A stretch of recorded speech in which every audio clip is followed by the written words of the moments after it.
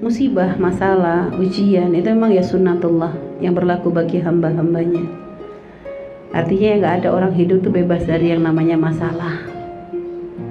Masalah kita akan selesai kapan? Kalau kita sudah menghadap Allah, husnul khatimah, masuk surga, baru beres. Kalau masih belum, ya selamanya, karena ini darul bala. Dunia itu adalah tempatnya ujian. Ujian macam-macam, ada yang diuji dengan ya subhanallah, ujian ya berupa sakit ada yang kadang masalah yang banyak, ada yang kadang diuji dengan kenikmatan juga ada. Oh, jangan dianggap nikmat itu bukan ujian ya, malah kadang yang banyak nggak lolos dikasih ujian nikmat. Kalau orang dikasih ujian susah itu kadang masih banyak ingat Allahnya. Orang dikasih sakit itu masih banyak istighfarnya, masih banyak sholawatnya. Apalagi kalau sudah kata dokter divonis umurmu setahun lagi. Itu biasanya kalau orang ahli iman dia akan menggunakan sisa umurnya itu bagaimana nabung amal.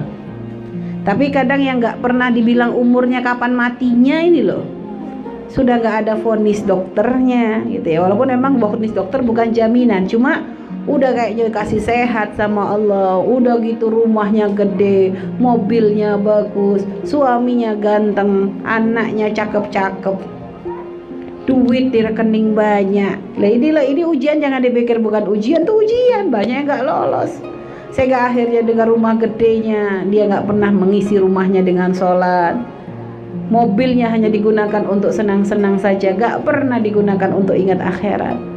Dia punya duit banyak, digunakan hanya untuk foya-foya saja, beli baju yang buka aurat. Suaminya ganteng hanya untuk dipamerkan saja.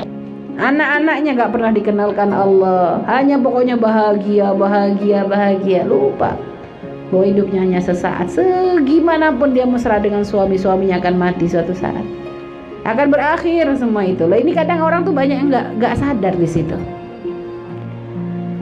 Ya, makanya jangan dianggap nikmat itu bukan ujian, terberat itu malahan, karena banyak orang lalai karenanya.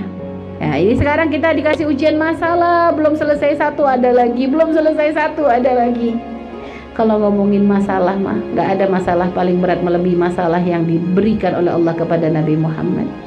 Nabi kita paling bagusnya manusia, paling mulianya orang, gak punya dosa. Allah gak murka kepada beliau, Allah cinta. Tapi ternyata subhanallah gak selesai ujiannya banyak. Ketika Nabi mulai berdakwah, ditinggalkan oleh kaumnya, direndahkan, dihinakan, bahkan pamannya menjadi orang yang paling memusuhinya, itu Abu Lahab. Belum begitu dalam masa dakwah dipersulit, sahabatnya disiksa di depan matanya Rasulullah. Sampai ada yang syahid, Sayyidah Sumayyah mati sebagai seorang wanita syahid pertama. Belum lagi melihat sahabat-sahabatnya disiksa. Setelah itu masih belum beres lagi, diboikot.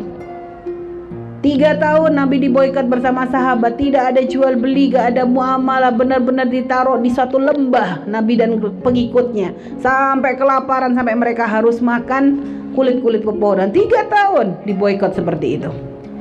Baru selesai lolos dari pemboikotan dengan pertolongan Allah SWT, 3 tahun bersabar, diuji lagi istrinya.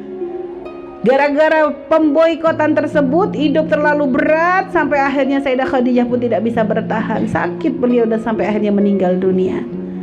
Baru berduka karena istrinya meninggal, ditimpa lagi pamannya yang terkasih Abu Thalib yang selama ini membela beliau pun akhirnya wafat juga. Belum selesai dengan ujian seperti itu, akhirnya ternyata wafatnya Abu Thalib menjadikan orang kafir Quraisy tambah kurang ajar sama Nabi. Akhirnya Nabi semakin diperlakukan dengan tidak manusiawi. Sudah gitu pulang ke rumah, biasanya ketemu istrinya yang selalu memeluk beliau, memberi semangat. Istrinya sudah gak ada lagi. Akhirnya ketika ternyata mulai dakwah lagi di Taif, ternyata apa? Diperlakukan dengan sangat tidak manusiawi. Nabi dilempari dengan batu, dipukuli sampai Nabi berdarah-darah. Lihat, bertumpuk-tumpuk ujiannya Nabi. Kita gak sampai seperti itu. Tapi apa Nabi langsung hilang semangat? Apa putus asa? Enggak. Nabi nangis saat itu. Ketika Nabi mengangkat tangannya dengan darah yang mengucur dari tubuh beliau, sampai malaikat aja gak terima. Malaikat gak terima lihat Nabi kayak gitu. Kamu keterlaluan ya Rasulullah. Kalau kamu izinkan tuh, tak lempar itu gunung ke mereka itu. Lihat. Tapi Nabi kita enggak putus asa pada Allah. Ya Allah, aku adukan kesedihanku, ngadu Rasulullah dengan Allah. Kalau memang ujian ini bukan karena murkamu padaku, aku tidak peduli ya Allah. Fala ubali, kata Nabi. Yang penting jangan engkau murka padaku ya Allah. Kalau memang ujian ini bukan karena bentuk marahnya Allah kepada, fala ubali, kata Nabi, gak apa-apa. Yang paling ditakutkan tuh Allah murka, Allah gak ridho, kata beliau. Berat mana ujian kita dengan Nabi? Berat mana? Loh, kalau kita nih kadang diberi ujian kita wajar banyak dosanya. Nabi itu gak punya dosa. Waktu itu apa yang beliau lakukan? Dakwah. Dakwah siapa? Dakwah untuk membawa agama Allah. Loh, bukan untuk cari dunia, bukan untuk kepentingan beliau, bukan untuk cari pangkat. Menyebar agama untuk mengajak orang agar bisa menjadi ahli surga. Diuji kayak begitu. Loh, kalau sekarang kita dalam mencari dunia kadang kita dapat ujian. Kalau kadang kita dalam mengejar pangkat kita dapat ujian. Kalau kita dalam menjalani kita siapa? Kelas kita nih kelas mana? Jauh kita nih di bawahnya Nabi, gak ada apa-apanya. Tapi ternyata pun tetap beliau husnuzon kepada Allah. Gak akan ada ujian kecuali setelah itu Allah kasih nikmat. Dan lihat, akhirnya ada buahnya. Allah kasih hadiah kita pada Nabi kita Isra dan Mi'raj. Gak selesai dengan Isra dan Mi'raj, Allah jadikan ada hiburan untuk Nabi kita, yaitu sholat 5 waktu. Dikasih hadiah di dalam Isra dan Mi'raj, yaitu sholat 5 waktu agar setiap saat Nabi bisa bertemu dengan, berkomunikasi dengan Allah. Yang itu pun akhirnya dibagikan kepada kita saat ini, supaya kita ketika lagi ada masalah, ada waktu kita berkomunikasi dengan Allah sambil sholat. Ya Allah, kita ngadu sama Allah, kita dikasih kesempatan. Orang agama lain sholatnya seminggu sekali, kita sehari 5 kali. Lagi sumpek ambil air wudhu, kita baca Al-Quran, kita langsung menggelar sejadah, kita ngadu. Ya Allah, ya, mengadu dengan kelemahan. Dan Allah senang itu. Allah senang dengan rintihan hambanya itu. Sehingga ada orang itu kadang ujiannya gak diangkat-angkat. Kenapa? Allah tuh senang, masih pengen denger dia tuh melas di hadapan Allah. Masih pengen denger dia itu ngadu kepada Ya Allah, Ya Allah, Ya Allah. Ini nih kalau kalimat begini nih kadang kalau sudah dikasih nikmat gak terucap lagi loh ya. Air mata ini kalau biasanya nih kalau lagi dikasih nikmat gak bisa netes loh ya.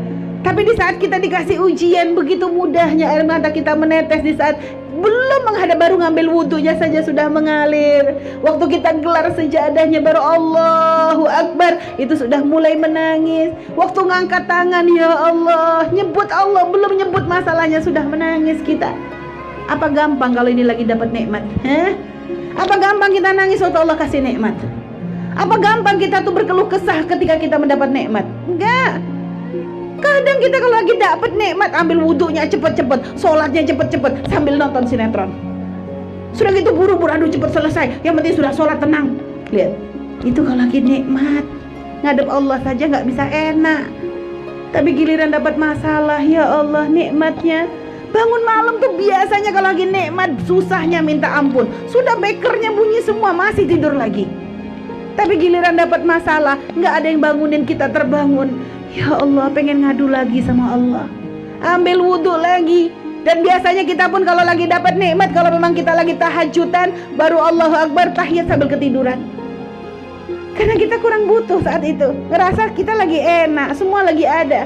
Tapi giliran kalau sudah lagi ada masalah, buru-buru kadang mau tidur waktu sholat, waktunya tidur aja nggak tidur-tidur kita.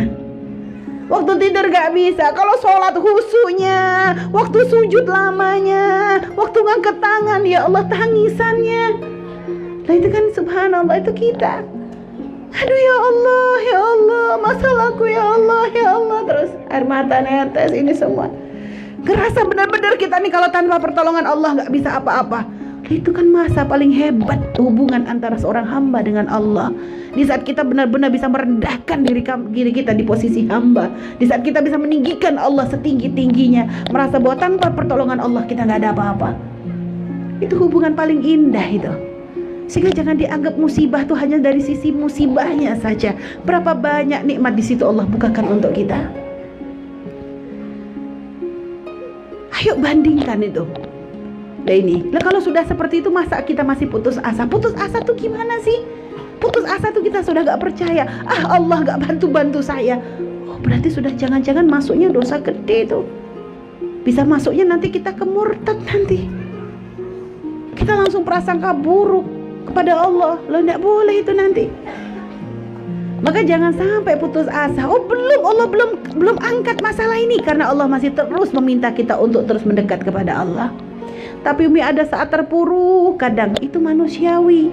Hanya caranya gimana? Caranya ya jangan hanya fokus ke masalah kita. Lihat, di luar sana ada orang punya masalah lebih banyak. Ada istri didolimi suami, dia sakit. Tapi kadang bukan hanya di luar sana, bukan hanya ada istri dolim, suami dolim, ada suami bunuh istrinya. Ada anak kurang ajar sama ibunya, tapi di luar sana ada anak membunuh ibunya. Ada banyak masalah. Jadi kalau ngeliat tuh jangan hanya masalah kita saja. Kalau kita hanya fokus masalah kita, akhirnya semua jadi tidak ini. Jadi di mata kita itu kok kayaknya kita saja yang hidup paling sengsara. Padahal di setiap ada masalah, ada orang punya masalah lebih banyak lagi.